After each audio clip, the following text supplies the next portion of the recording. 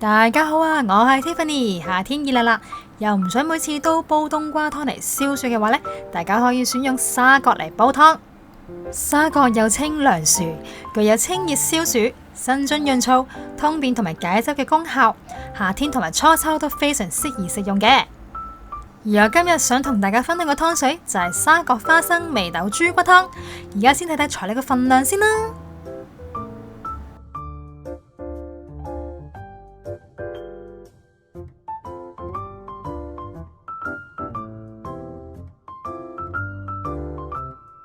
首先就將啲眉豆、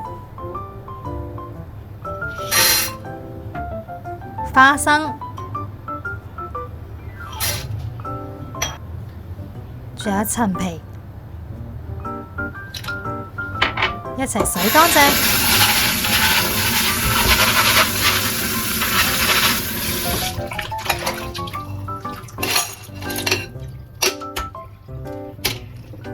然後就加入清水浸佢30分鐘。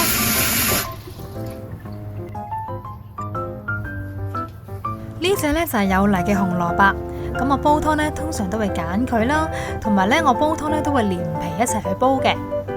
咁而家呢我先洗乾淨。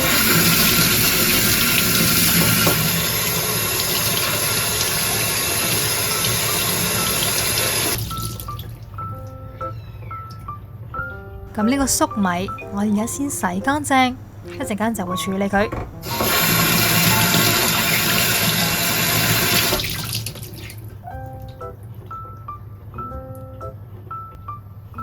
咁呢個沙葛啦，咁沙葛呢，咁我先洗乾淨個表皮先啦，咁一陣間呢就會去皮。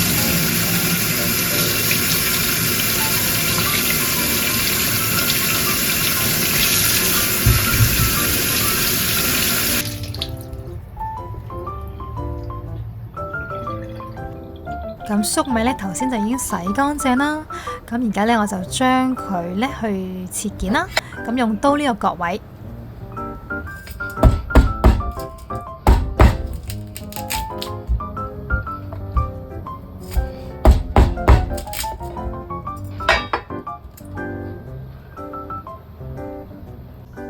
咁呢個紅蘿蔔頭先已經洗乾淨啦。咁而家呢，我將佢頭部同尾部切走唔要。然後再切件，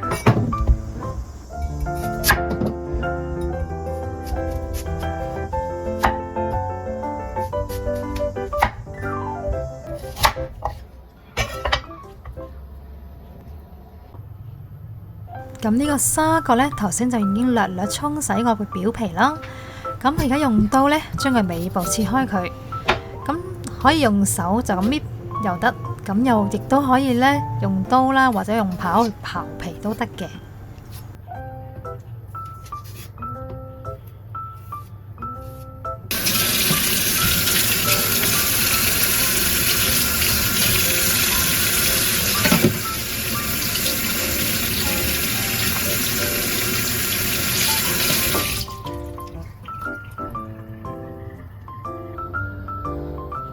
沙葛呢，頭先就已經去咗皮啦，咁而家呢，就將佢切件。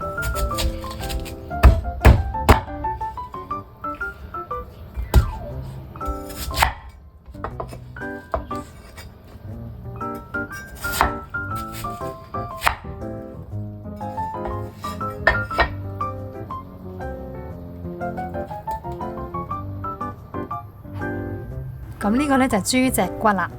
咁呢，通常我煲豬骨湯呢都係揀佢噶啦。咁因為佢煲出嚟嘅湯呢就少油啲啦，同埋會甜啲嘅。咁我而家先洗乾淨，一陣間就會飛水。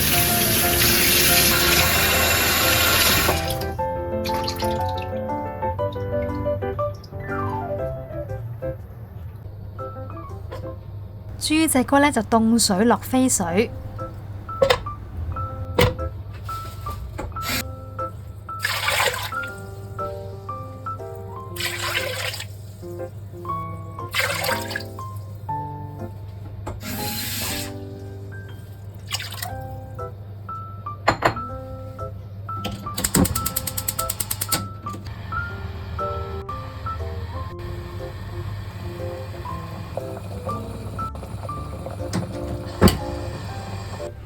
咁豬脊骨飛完水之後呢，就用清水去沖翻乾淨佢，然後備用。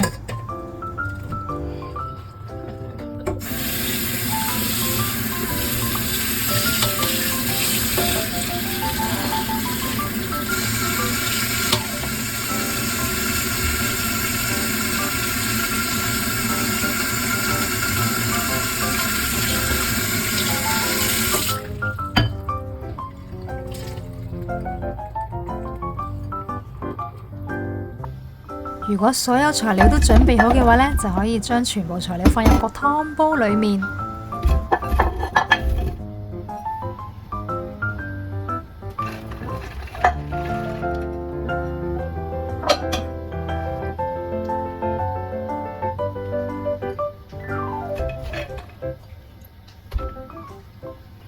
然後就加入清水。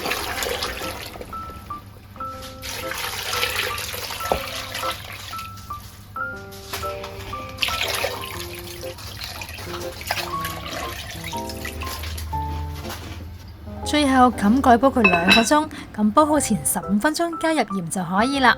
因為呢，我呢個電子湯煲啊，如果大家用明火去煲湯嘅話呢，就記得先用大火煲佢10分鐘，然後再轉小火煲佢2個鐘就 OK 噶啦。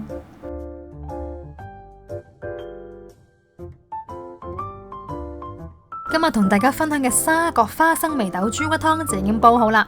如果大家有興趣想知道每一款材料嘅功效嘅話呢，就可以睇翻呢條片下邊嘅資訊欄呢，就睇得翻噶啦。咁如果大家中意我哋呢條片嘅話呢，就記得俾個 like 同埋訂閱我哋嘅 channel 啦。